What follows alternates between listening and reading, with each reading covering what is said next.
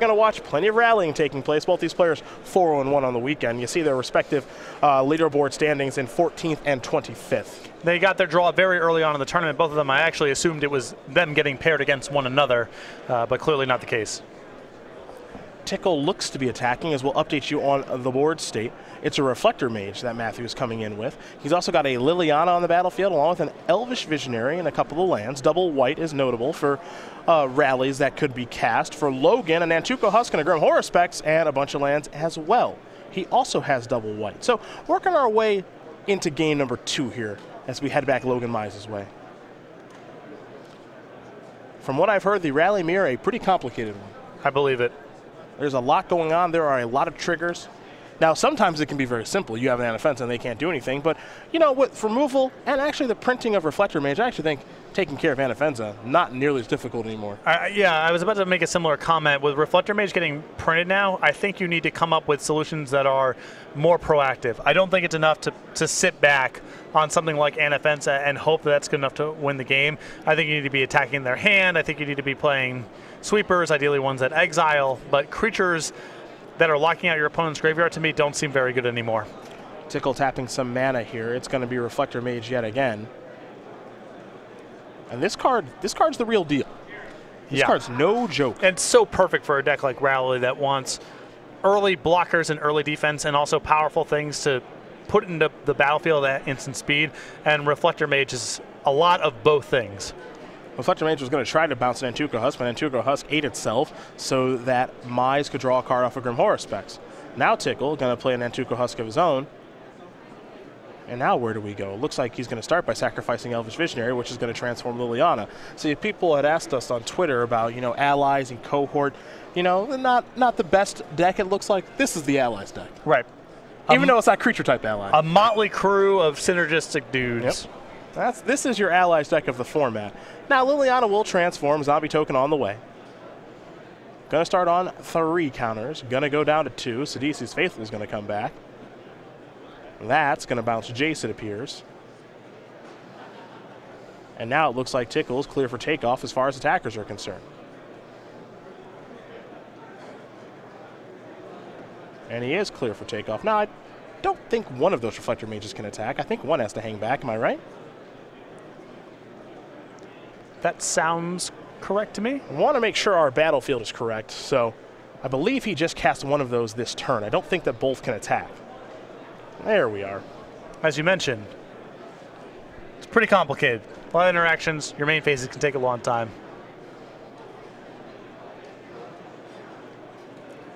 And Logan says, you know what, I'll just take some damage, it's fine. Now I suppose the question is, does Logan have a card like Collected Company right now? And the answer is no, as he's just untapping those 2 lands. He'll draw a card for his turn. Mize, number 14 on our Season 1 leaderboard. The Florida native who we've seen at the Players' Championship, 2014 and 2015.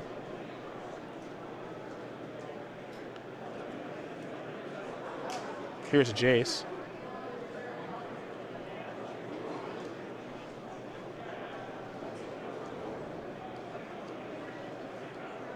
We'll see what comes next for Logan. It's an Nantuko Husk.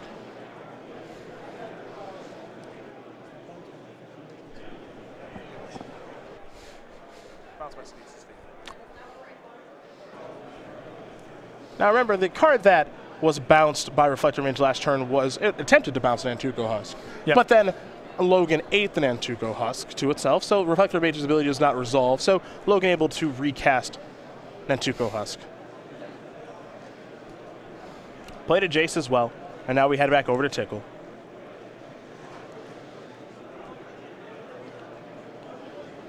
And Tickal might be in a position here just to finish off the game via combat this turn. I think he's drawn a Collected Company, and he's got another unsummon in the graveyard with the Sidisi's Faithful. It's going to clear away the board. Let's see where he's going to start. He's going to start with Liliana. He can clear away even more of the board now.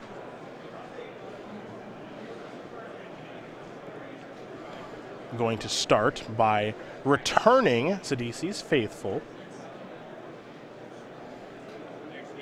Logan has a response, it appears. Perhaps a Hallowed Moonlight. Now Tickal says, I'd like to return this, and I think that Logan may have a response. in Logan's sideboard, he does have 2 copies of Hollow Moonlight. There's a Sunken Hollow. Well, this is not the way you would want to do it ideally. No. I mean, this is just buying a little bit of time. You want to get those big spells, Rally and Collected Company. There is Hollow Moonlight. Logan will be drawing a card from that.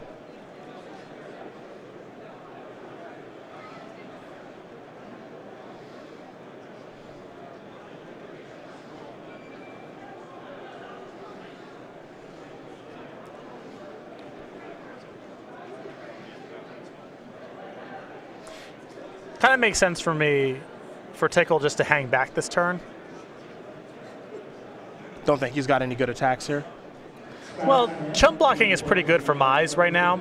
There's not really any threatening spells in the graveyard. I feel like Tickal might be better served just saying, all right, go, untap, activate Liliana, unsummon you, flip my other Liliana, unsummon you again. Oh, he's going to start by attacking you with Antuco Husk. It looks like Logan is willing to block. It just seems like Tickal's plan for next turn was likely to just be attack you and try to kill you. And chump blocking here is pretty good for Logan, given that he has his Grim Horror Specs in play. Well, he's going to draw a card now from the Horror Specs.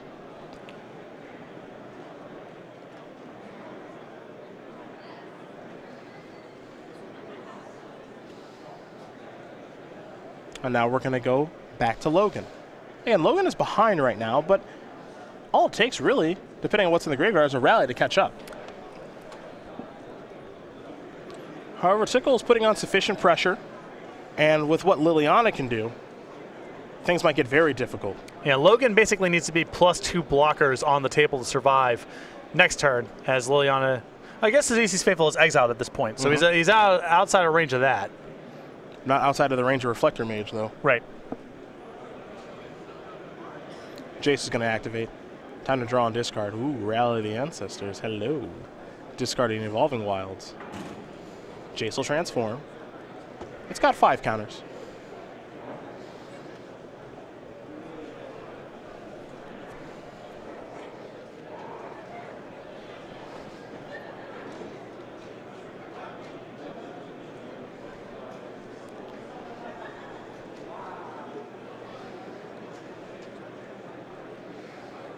Down to 2 now. Yeah, I'm not sure there's really a ton for Logan to do with a rally right now, except, you know, block a little bit. He may want to collect a company on the flashback, build at the board, wear Tickal down, and then rally after the fact.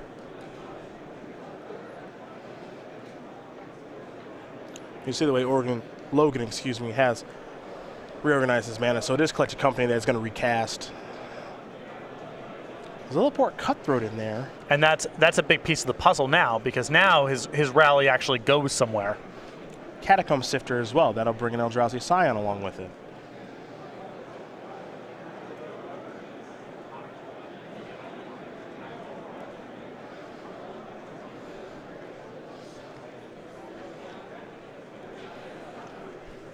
There's a land for the turn. And it looks like Mize might sacrifice that Flooded Strand. Logan typically thought of as an Abzan player. That's what we've seen from him for such a long time. That's what we saw him play at the Players' Championship as well. But he's made the switch to 4-color rally as he deploys another Jace. And I think Reflector Mage might change that matchup around enough that Abzan aggro does not have an edge anymore. That sounds horrible. Reflector Mage against Abzan, that sounds horrible to play against. Your Anafenza? Okay, fine. Yeah, bounce that 2 turns for 2 turns, basically? Yeah, that seems hard. And you are banking on having a good matchup because of Anafenza game 1. If that's no good, I don't know how that matchup looks. I assume it's very bad for Abzan, though. Tickal going to sacrifice that Flooded Strand and get himself a Canopy Vista. Logan might be the one pulling ahead now.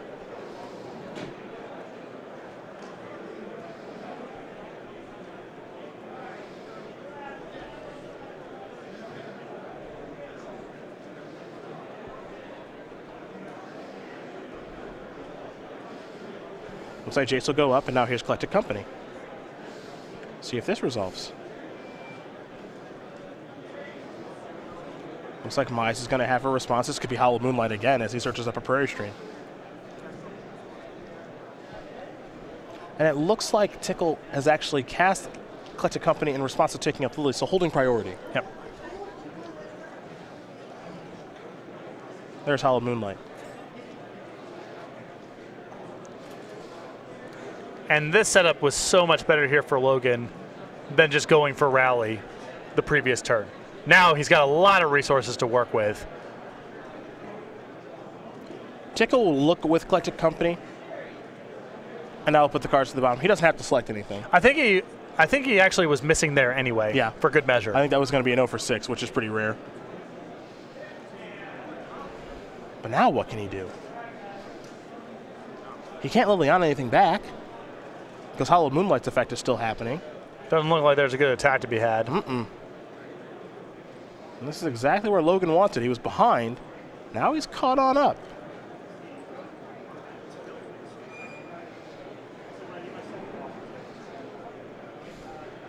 And again, he does have Rally in hand.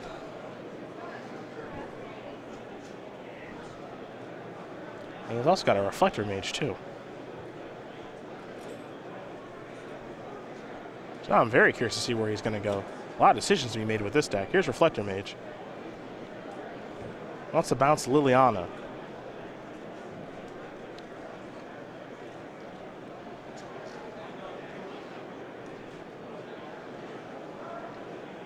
It's the best Mana War ever. And 2 colors is, you know, a lot more than 1, but they shot pretty high on this one. Yeah, it sure did.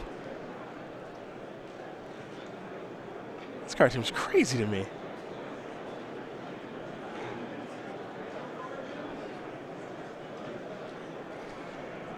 I would think something like that would be a 1/1.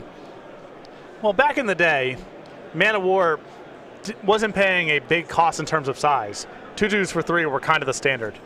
Reflector Mage's stats are not as good in modern Magic as Mana Wars were back in the day. But and again, 2 colors, that changes the equation quite a bit as well. But this card is no joke.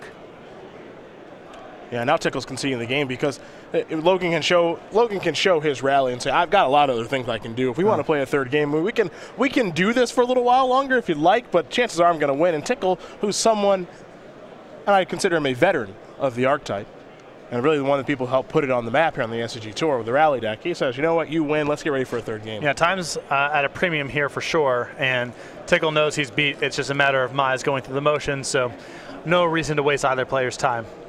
Well, sideboards here for both players. You know, take a look at Logan's. He's got some Duresses, some Murderous Cuts, Ration Clerics, Hollow Moonlights, which we saw in the more copies of Grim Horror specs. Pretty normalized sideboard, honestly. Yeah, and the Hollow Moonlights here seem great, and I think a lot better than Anafenza for the matchup now that Reflector Mage is part of the equation.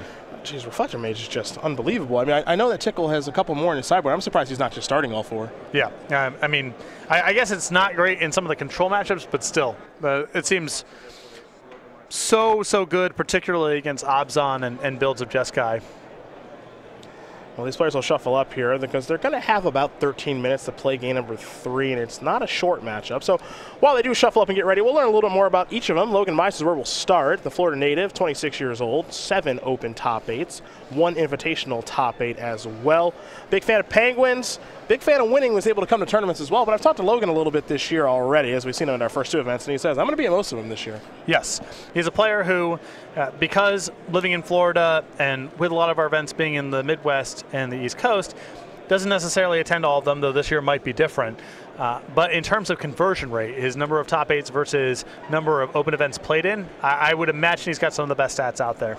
For Matthew Tickal, someone who started to make a name for himself on the SCG Tour last year, 31 years old from Minneapolis, Minnesota, 2 open top 8s. Rally is his deck of choice. A full-time cabinet finisher, definitely an interesting job there. And we'll sing along with Disney songs, much like his good friend Eric Hawkins, whenever they are on in any social situation. For Tickal, a player who is really starting to make a name for himself based off of solely this deck right now. Yes, I mean, we had to go all the way back to the Open in Chicago of summer of last year. Tickal fell short of a top 8 performance there, but was definitely the talk of the tournament, had a solid finish, but sort of petered out towards the end of day 2. And his build wasn't great then because it was, week 1 of that format, trying to figure out exactly what he wanted to do, much like it's week 1 of a brand new standard format here in Atlanta. Again, this deck gets some new cards in Reflector Mage and some sideboard options. Tickal going to very quickly sacrifice a Flooded Strand. You'll find Mize is going to sacrifice Polluted Delta, so both players at 19. Prairie Stream, the land of choice here for Matthew. We'll see what Logan's will be. It'll be a Swamp, perhaps a Duress on the way.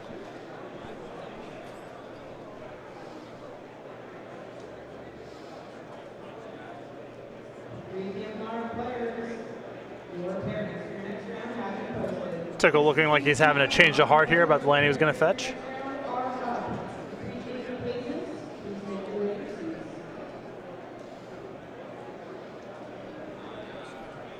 He's going to go with the Sunken Hollow instead.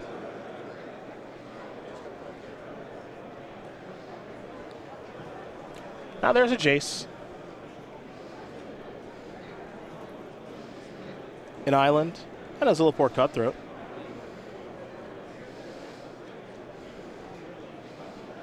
Basic planes there from Tickal. Cutthroat, obviously a very good card and an important card to this deck, but it's no Jace. No. Now, early on, you want the Jace for a variety of reasons. It's important to find a Zillipore Cutthroat at some point to unlock certain combinations, but not something you're looking to cast on turn 2. Tickal going to discard a Jace from his Jace activation. Polluted Delta's the land for the turn. And we could see a Liliana here in just a moment, but he's going to go with an Antuco Husk instead. He's dastardly fetch lands. Tick-tock goes the clock. I played in the Standard Classic at the Open in Charlotte that weekend. Okay. And I played Todd Anderson's Jeskai Black deck, like his actual cards and everything. Yep. Because he was in day 2, and I had not made day 2. And he's like, I'll give you the whole deck. And I'm like, Todd, I don't know, man. I've watched you play the deck. You have no draws. I'm not you. Right. And he's just like, you just got to play fast, man. You just got to fetch on their turn, or fetch on your turn. Just play quick. And after the first round, I finished with like 3 minutes left. I'm like, all right, I got to speed up even more. And it's tough. Yeah. It's tough, especially with that deck. And it gets to the point where you have to sacrifice your play skill to just get the games over with. Patrick Chapin has spoken of that numerous times in articles and in person. When time becomes an issue, you don't have the luxury of trying to figure out the perfect play. You just have to make a play. Yes. Because draws are not your friend, and each one of these players has one. You can't take it with you. You just gotta cast. You gotta cast something. Yeah.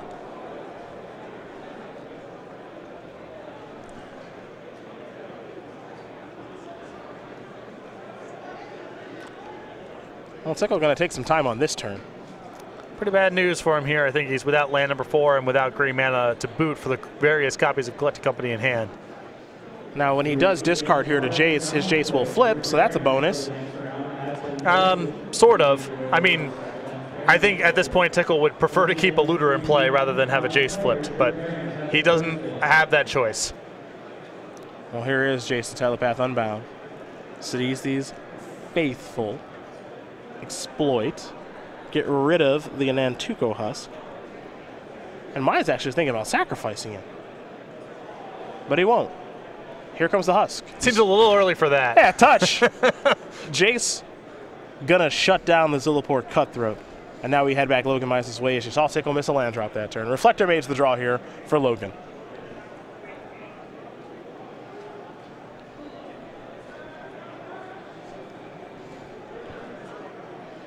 And there's a Flooded Strand for Logan. He does have land number 4. This could be Collected Company number 1 on the way.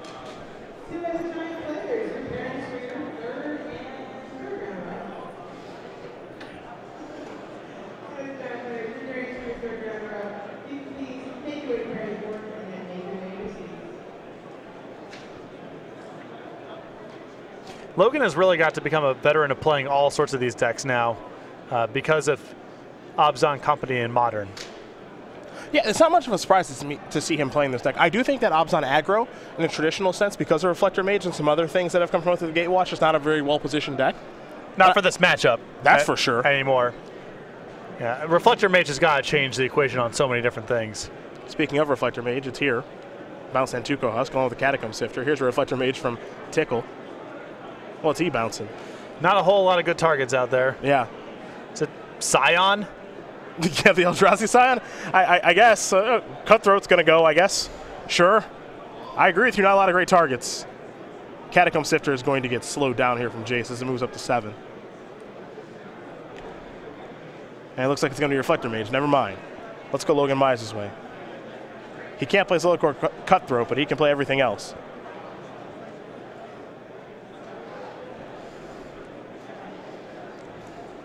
There's a Plains. Oh, sure. Reflector Mage War. And you thought fetch lands were bad. At least someone dies this way. Gonna knock Jace down to 4. Liliana, sure. Jace is gonna tick up. Gonna shut down Reflector Mage a little bit as it goes up to 5. Logan will untap.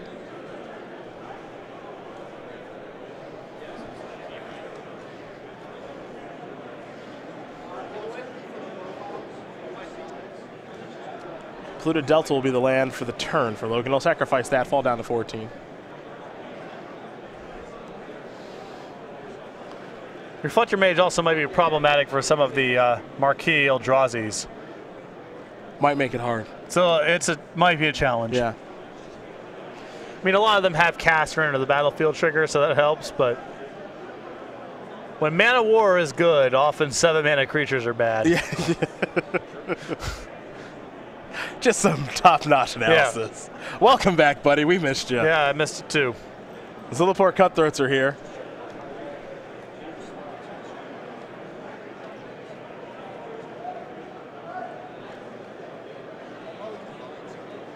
Now it's time for some type of beatdown.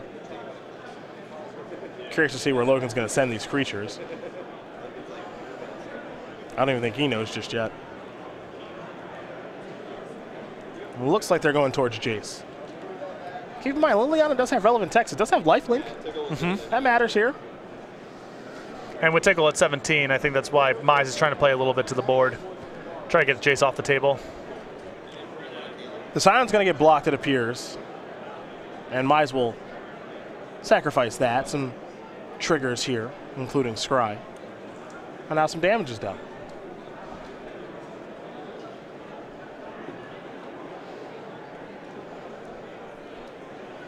And now we're going to head back Matthew's way. He'll draw. Is it land number 4? It is a Prairie Stream. It is sort of. Yes. It is not green mana for Collected Company. And I think he has 3 companies in hand. I think Mize is sitting on Hollow Moonlight to boot. Well, that's a beating. And it looks like Mize last turn just sent everything at Tickal, ignoring the Jace. Oh, fair enough. I guess with 2 Cutthroats, he's got Tickal kind of close to being in range. And he's got him in kind of the fireball range.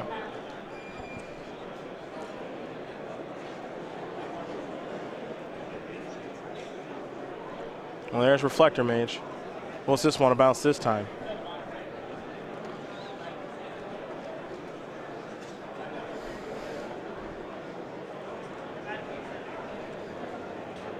Gonna bounce his Zilliport Cutthroat.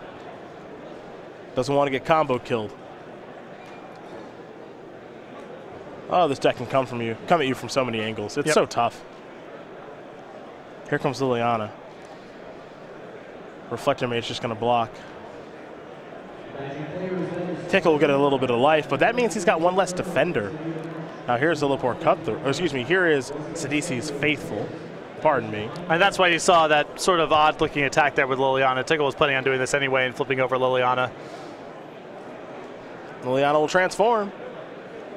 It's a Defiant Necromancer now. Now, keep in mind, neither Cutthroat can be cast again. Yeah, it looks at the name, not the particular card. Because you don't know if it's the same copy, because your hand's in, you know, see, it's tricky. Unknown zone. Yep.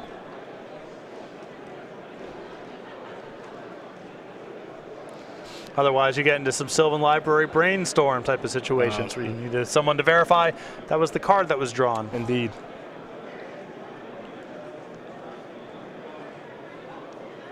Liliana ticked up.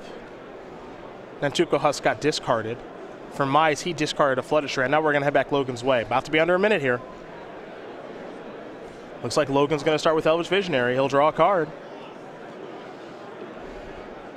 There's another copy of Elvish Visionary. There's that one is castable. There's Nantuko Husk. Reflector Mage did not play a role in that. I will say Reflector Mage can get complicated at times about what you can and cannot cast. Yeah, there's some tracking issues for sure.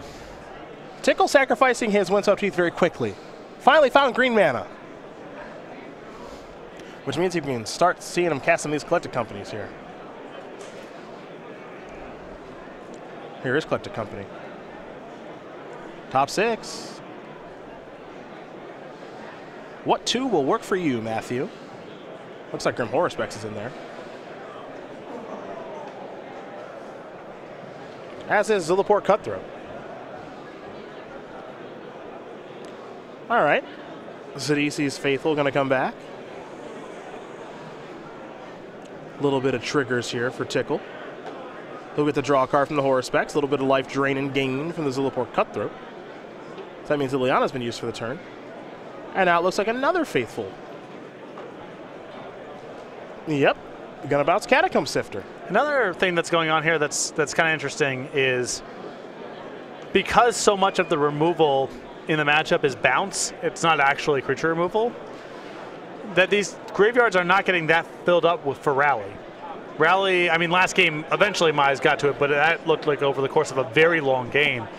And here it's not too big of a factor for either player, though I suppose Tickal's graveyard is starting to get to that point. And now they are in extra turns. Now we are on Matthew's turn, so he's turn number 0. Logan's turns 1, 3, and 5. And I don't know if either player's going to be able to win this one. I suspect it's going to have to be combo kill related. It's not going to be combat. Flooded Strand the draw here for Logan. Reflector Mage's effect has worn off. So Zilliport Cutthroat, eligible to be cast now.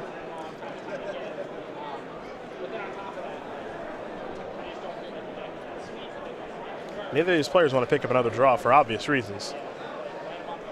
So they might take some creative lines of play to try to get the job done.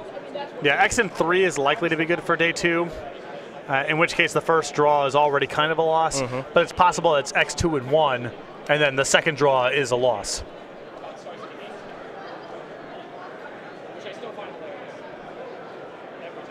So what's the game plan for Logan Mize? Can he find a way to deal 14? As Tickal's really started to gum up the board here. Looks like he's going to start with a Catacomb Sifter. That'll bring a Scion with it. Here's Nantuko Husk. Pass a turn back. Logan kind of concealing the fact that he's got Hallowed Moonlight available. Yeah, I mean, it's on the table, but it's a little bit concealed. Yeah, the Scion plus the Canopy Vista. He's hiding a little bit there. It's unclear if he even has a Hallowed Moonlight in his hand, but I think he's done a really nice job of concealing it.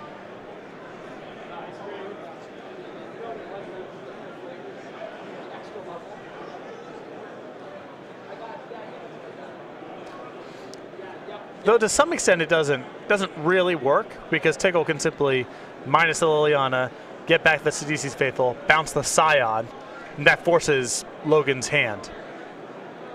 Well, we'll see if he finds that line.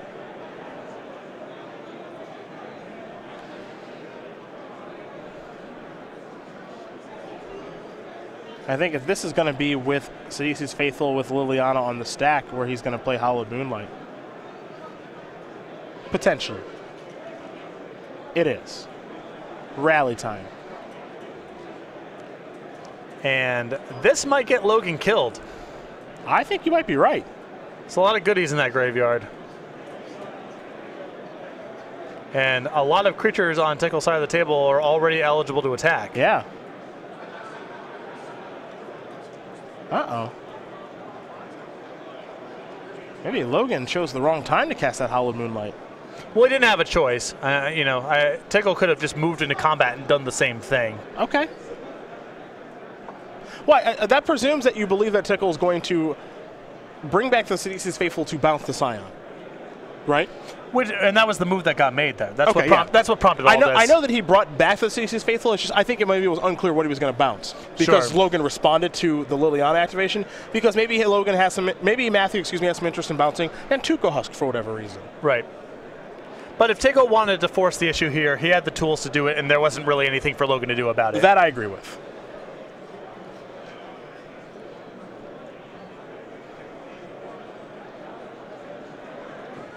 Well, now Rally, there's a bunch of chaos here. So we try to keep up with it as best we can. There's some Sidisi's Faithful triggers. Some creatures are going to get bounced, of course. Some Grimhora Specs triggers. That means some cards are going to be drawn. There's a lot going on Matthew's side of the table. It's hard to suss out the exact mathematics here, but between the Zulport Cutthroat triggers and the damage that's going to be occurring in combat, and the fact that Logan is losing so many blockers before Tickal attacks, I'd be pretty surprised if Mize survived this turn. A lot of it depends on how the triggers get stacked and all that kind of stuff. So I don't want to speak too soon, but Logan's at 11 here, and that just doesn't feel like enough to survive everything that's happening. Sidisi's Faithful is going to bring back the Catacomb Sifter on Logan's side. Tickal will get to draw. This Faithful will bounce Reflector Mage. Tickal will get to draw.